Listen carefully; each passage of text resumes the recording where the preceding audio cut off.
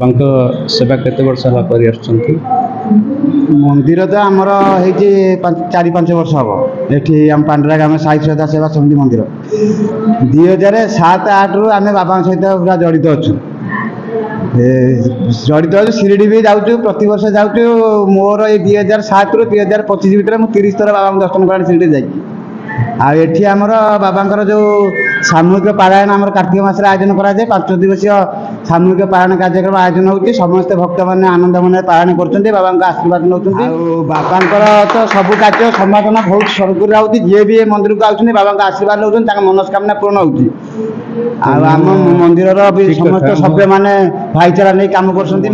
को आसला ऊपर लिखा श्रद्धा और सबुरी श्रद्धा और सबुरी ये दुईटी शब्द कहीं लिखा जाऊँगी मुझे जानवा चाहूँगी श्रद्धा सबुरी हूँ दीटा कौन कहले बाबा ये दीटा हूँ प्रसाद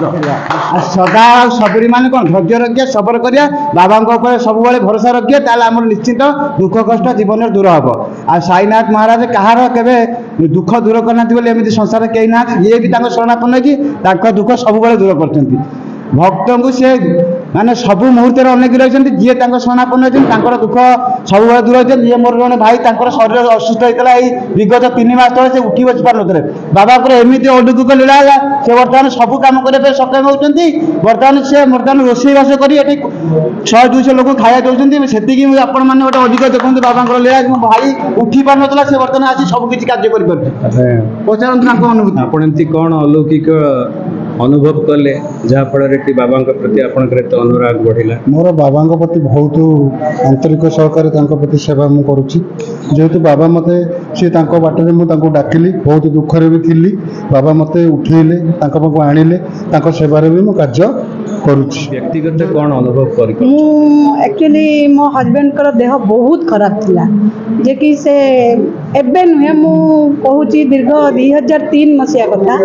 तांकर देह जते खराब थिला मु हठात जुलाई 14 तारिख रे शिरडी जाइथिली तो मु जते फेरुथिली मते जने लागिला कि जने डाकुचंदी मां तुम प्रसादटा रही गला मु कहली मु तो किछि प्रसाद आनी मते प्रसाद डाकुची किए मुझे देखिली सीट फल मत जिते बाबा डाकिकी देले कहले माँ यहाँ तुम आउ जड़े भक्त ने मुझे बाबा कौन या तो नहीं कि आसी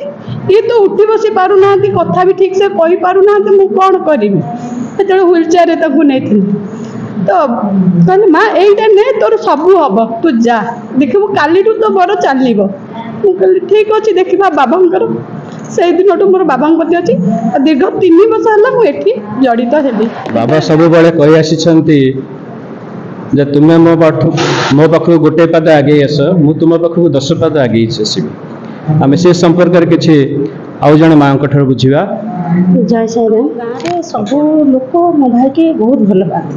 सी जो 10th परीक्षा देकरी +2 एग्जाम माने +2 एडमिशन करी सब ज्वर है तार सब ट्रिटमेंट सरला ज्वरटा कहीं भल होनी ता देहरु काख पाखे गोटे गुली भाया बाहर था से गुलीटा को जो मांस परीक्षा कराने से देखले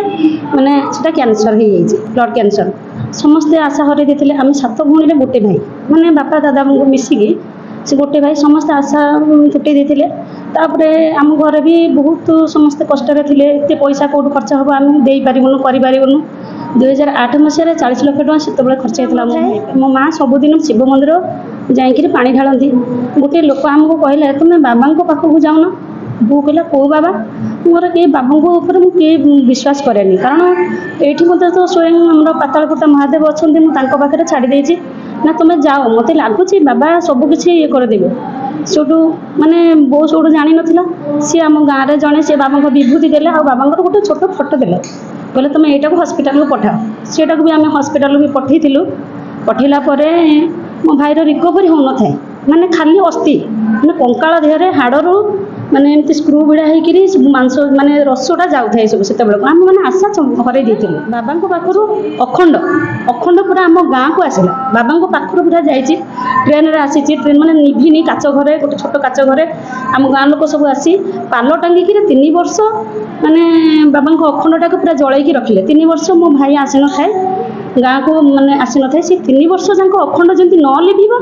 ସେ ପାଇଁ ଗୋଟେ ଛୋଟ ତମ୍ବୁଟ ଆଣିକିରି ସେଠି ଆମ ଗାଁ ଲୋକ 3 ବର୍ଷ ପର୍ଯ୍ୟନ୍ତ ସେ ଘିଅ ଦେଇକିରି ବାବାଙ୍କ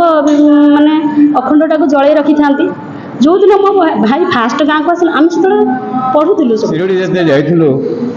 ଆମେ ଟିକେଟ୍ କରିଥିଲୁ 600 ଟଙ୍କା ଲେଖା ଯେଉଁ ଟିକେଟ୍, ସେଇ ଟିକେଟ୍ କରିକି ଜଷ୍ଟ ବାବାଙ୍କ ସାମ୍ନା ଗଲୁ। ଇଏ ଯେଉଁ କାକଡ଼ା ଦେଉଥିଲା ସେଇ ଟାଇମ୍ରେ ମୁଁ ଆଗରେ 3-4 ଜଣ ପୁରା 6 ଫୁଟ 6.5 ଫୁଟର ଲୋକ ମାନେ ଛିଡ଼ା ହେଇଗଲେ। ସେତେବେଳେ ମନର ଦୁଃଖ ଆସିଲା, ଆମେ ଟିକେଟ୍ କରିକି ଆସିଲୁ ବାବାଙ୍କ ଦର୍ଶନ ପାଇଲୁ। ଆମେ କହିଲୁ ବାବାଙ୍କୁ କେମିତି ଦର୍ଶନ କରିବା କ'ଣ କରିବା, ଦେଖିଲାକୁ 6 ଫୁଟ 6.5 ଫୁଟର ଲୋକ ଏମିତି ଲୋକ ଛିଡ଼ା ହେଇଗଲେ। ବହୁତ ମନ ଭିତରେ ଦୁଃଖ ହେଲା। ଆଉ ଦେଖି ତ ପାରିବୁନି, ସାମ୍ନା ଛିଡ଼ା ହେଇଗଲେ ଆଉ ମନ ଦୁଃଖ କରି ଏମିତି ରହିଛି। ବାବା କ'ଣ କରିବୁ, ଆସିଲୁ ଆଉ ପଇସା ବି ଖର୍ଚ୍ଚ କଲୁ କିନ୍ତୁ ଆମେ ବାବାଙ୍କୁ ଦର୍ଶନ କରିପାରିଲୁ। ଏତିକ ଜଷ୍ଟ ଭାବିଛୁ, ଆପଣ ବିଶ୍ୱାସ କରିବେନି। ଏବେ କହିଲେ ବି ଦେହ ସାଙ୍ଗ ଗୋଟେ ଛୋଟିଆ କୁକୁର ଛୁଆ ଏମିତି ଗୋଟେ ତଳେ ପଳେଇଲା। ଆପଣ ନିଜେ ନ ଦେଖିଲେ ବି ବିଶ୍ୱାସ କରିବେ କି ନାହିଁ ମୁଁ କହିପାରୁନି, କିନ୍ତୁ ଆପଣ ବିଶ୍ୱାସ କରିବେ ଛୋଟିଆ କୁକୁର ଏତିକି ଗୋଟେ କୁକୁର ଛୁଆଟେ ଜଷ୍ଟ ଏମିତି ପଳେଇଲା। ସେ ଲୋକ ସାଇଡ୍ ହେଇଗଲେ, ଆମେ ବି ସାଇଡ୍ ହେଇଗଲୁ। ବାବାଙ୍କ ଦର୍ଶନ ମୁଁ ସେଇ ଦିନଠୁ ବାବାଙ୍କୁ କୋଟି ପ୍ରଣାମ କରୁଛି। ବାବାଙ୍କ ପାଖରେ ଜାତି ଧର୍ମ ବର୍ଣ୍ଣ କିଛି ନାହିଁ। ଆପଣ ଯେକୌଣସି ମନ୍ଦିର ଯିବେ, ଆମେ ଯେତେ ଦେଖୁଛୁ କିଛି ନା କିଛି ସେ ବ୍ରାହ୍ମଣଙ୍କ ଭିତରେ କିଛି ନା କିଛି ପାତର ଅନ୍ତର ଅଛି, କିନ୍ତୁ ବାବାଙ୍କ ପାଖରେ ସେ ଜିନିଷ ନାହିଁ। ଏତିକି ପାଇଁ ବହୁତ ମନ ଭିତରେ ଜୀବନ ଶେଷ ବିନ୍ଦୁ ଥିବା ରକ୍ତ ବିନ୍ଦୁ ଥିବା ପର୍ଯ୍ୟନ୍ତ ବାବାଙ୍କ ଶରଣାପନ୍ନ ଆମେ ରହିବୁ।